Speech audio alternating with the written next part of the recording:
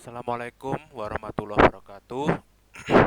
Jadi, pada video kali ini kita akan membahas mengenai service operation, di mana service operation ini merupakan modul keempat di dalam framework ITIL setelah manage setelah service strategi, service design, dan juga service transition.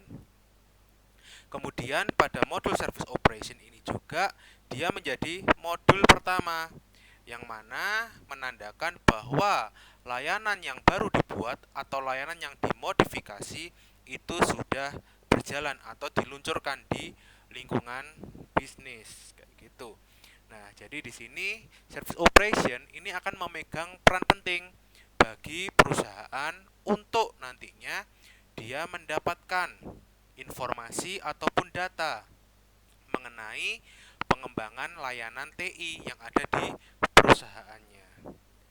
Nah, lalu apa yang dimaksud dengan service operation? Service operation adalah tahapan siklus hidup layanan TI yang mencakup semua kegiatan operasional harian di dalam pengelolaan layanan TI. Nah, di modul atau tahap inilah semua produk strategi, produk dari desain, dan juga produk dari transisi sebuah layanan itu mulai atau benar-benar dirasakan oleh pelanggan atau pengguna. Nah, di dalam service operation, dia juga bertanggung jawab di dalam mengoperasikan layanan serta menjaga layanan TI yang dimiliki agar layanan itu tetap hidup ataupun bekerja dan berjalan sesuai dengan harapan dan juga kebutuhan dari pengguna ataupun pelanggan. Service operation itu juga merupakan tahapan di mana pengguna dapat merasakan dan mengukur value atau manfaat yang dapat dia peroleh dari adanya layanan TI.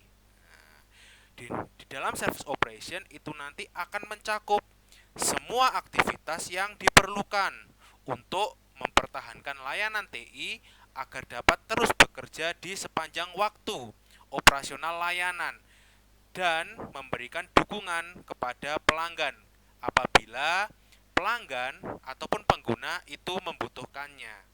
Nah, untuk itulah nanti akan ada yang namanya staf operasional layanan TI yang mana dia harus memiliki proses dan juga peralatan pendukung untuk memonitor kinerja dari sebuah layanan TI serta mampu mendeteksi ancaman ataupun potensi kegagalan dari layanan TI. Kemudian apa tujuan dari service operation? Nah, tujuan dari service operation itu ada dua, yakni pengoperasian layanan TI dan juga pengelolaan teknologi pendukung layanan TI. Di mana di dalam tujuan pengoperasian layanan TI, service operation itu mencoba untuk mengkoordinasikan dan melaksanakan kegiatan serta proses yang dibutuhkan untuk memberikan layanan TI kepada pengguna dan juga pelanggan serta nantinya mampu mengelola layanan untuk memenuhi tingkat layanan yang telah disepakati. Nah, dari mana kesepakatan diketahui? Kesepakatan diketahui dari SLA, Service Level Agreement. Kemudian tujuan yang kedua adalah pengelolaan teknologi pendukung layanan TI atau ongoing management, di mana service operation itu mengelola teknologi yang digunakan untuk menghasilkan dan mendukung layanan TI. Oleh karena itu, sebagian besar aktivitas dari service operation itu adalah bagaimana memahami dan mengelola komponen-komponen teknologi seperti server, mainframe, jaringan komputer, komunikasi, basis data, media penyimpan, dan juga aplikasi software. Nah, aktivitas tersebut itu mencakup kegiatan pemantauan dan pengendalian guna memastikan semua komponen bekerja sesuai target dan dapat menerima peringatan dini apabila terjadi kesalahan. Nah, dengan service operation juga, maka service operation itu dapat memberikan panduan mengenai bagaimana mengelola layanan TI secara efisien dan efektif. Selain itu juga menjamin tingkat kinerja yang telah disepakati bersama dan juga berfungsi sebagai panduan untuk menjaga kestabilan operasional layanan TI dan juga pengelolaan di dalam perubahan service design. Nah, di dalam service operation juga itu nanti akan ada apa fungsi-fungsi ataupun proses yang digunakan untuk menjalankan aktivitas yang dibutuhkan, termasuk di dalamnya ada layanan TI, kemudian proses manajemen layanan, teknologi itu sendiri dan juga manusianya. Nah, dan di dalam service operation itu terdapat prinsip dasar yang perlu dipenuhi agar pelaksanaan dari service operation ini dapat berjalan dengan sukses. Yang pertama adalah keseimbangan yang tepat, dan yang kedua adalah komunikasi. Untuk keseimbangan yang tepat, service operation itu perlu menjaga kestabilan antara infrastruktur layanan TI dengan kecepatan di dalam menanggapi kebutuhan bisnis.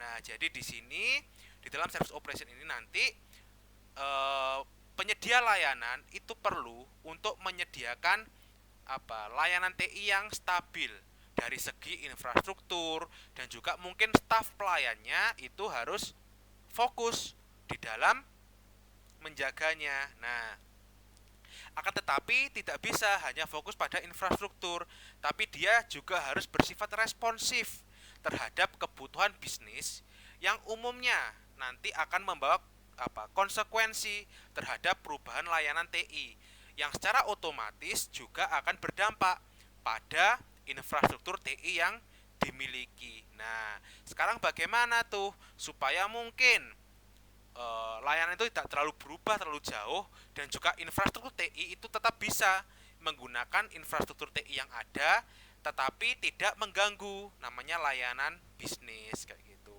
Nah, di situ nanti akan ada beberapa case, semisal di dalam service operation, staf operasional itu harus mampu melihat dari dua sisi, entah dari internal IT view dan juga dari external business view, ataupun juga melihat mungkin dari kualitas of service, kualitas dari sebuah layanan, dan juga dari biaya yang dikeluarkan untuk membuat sebuah layanan. Nah, itu harus dipertimbangkan. Jadi bagaimana bisa membalancekan hal-hal tersebut, ataupun juga bisa seimbang di dalam sifat yang reaktif ataupun proaktif. Nah, jadi di sini mungkin untuk reaktif dia bisa menindaklanjuti permintaan ataupun masalah layanan TI yang muncul ketika layanan itu berjalan. Sementara untuk proaktif, maka perlu untuk melakukan perencanaan di dalam perbaikan layanan TI. Jadi terus-menerus mencari celah untuk meningkatkan kualitas dari layanannya. Dan prinsip yang kedua adalah komunikasi.